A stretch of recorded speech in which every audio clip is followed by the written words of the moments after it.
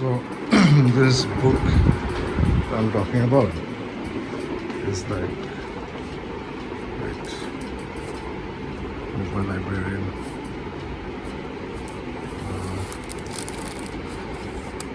So sorry.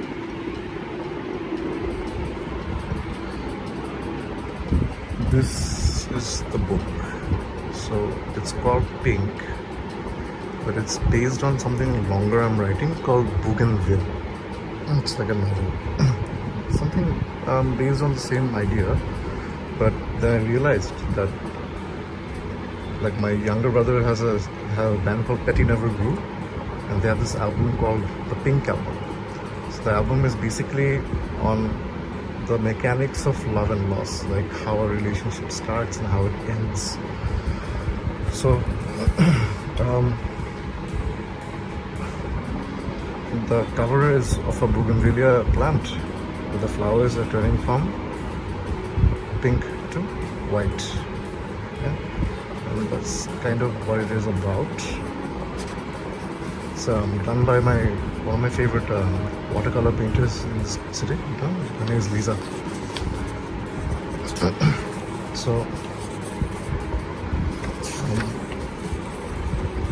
at the beginning of every chapter, which represents a song, what I did was I put like a transition. So in the first song we have a dead bougainvillea plant sprouting pink flowers.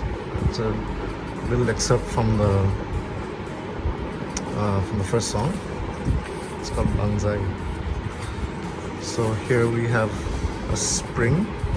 You can see the city flower. You can see a sunset, pink sky, and so he meets her for the first time. You can see that there's wars going on, so he's come back from war. But when he sees her for the first time, a little pink bougainvillea plant starts growing behind his ear, and then it's completely pink. And we reach summer, the pink song.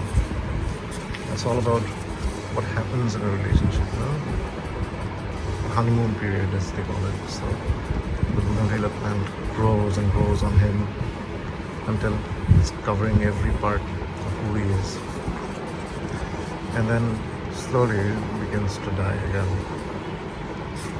The song's called Signal, and so that's when a little bit of disconnect starts to show. All the plants that were growing on him tries to reach her, but die in the process. Everything, like life takes over, all the pressures that we have in life, and slowly it again starts to die.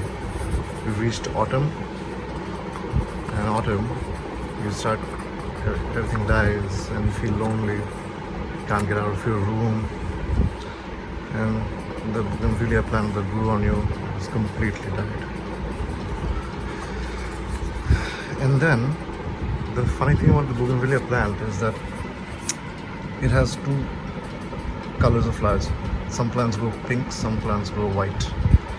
So the metric that I used here is, instead of turning pink again, like sometimes you need something that is your full stop. You're not going to cross it. There's nothing new that's going to come. So this time, instead of turning pink, it turns white. White also represents the color of death, I guess. Yeah. So, and we're approaching the end of autumn, and he begins to write, and slowly the dead branches that were on him start growing white flowers.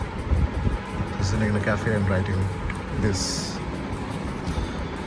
And then before we get to winter, there's a reminiscence, remembering of summer. So it's golden instead of just pink or white or anything else. It's a remembrance. He's grown white flowers all over his body. He's carrying a remembrance of summer, and he's walking towards her again, one last time. And then it's winter, and it's white, completely white. And she wakes up the next morning and finds a huge bougainvillea plant, a white bougainvillea plant, growing in her garden outside her window. And that's the end. But I left a little bit of pink because, after winter, you have spring again. And the fun bit is, I designed this little thing. Instead of having a CD, we put out a code, a QR code for the album. And it's the first of its kind. It's never happened before. So you get the album right from this QR code instead of, having a CD, which is kind of a waste. CDs are a waste. They're like, no laptop has CD players anymore, no computers have CD players anymore. Just trophies, right? So instead of having a CD, alright, so it goes white and the back cover is completely white. It's a white video plant. So this itself is the album, but we released it in a graphic novella kind of a way. I wrote like poems representing the songs, the individual 7 songs that are in the album, but also they represent this individual story as well. So yeah, this is Pink, but it's also the Pink album.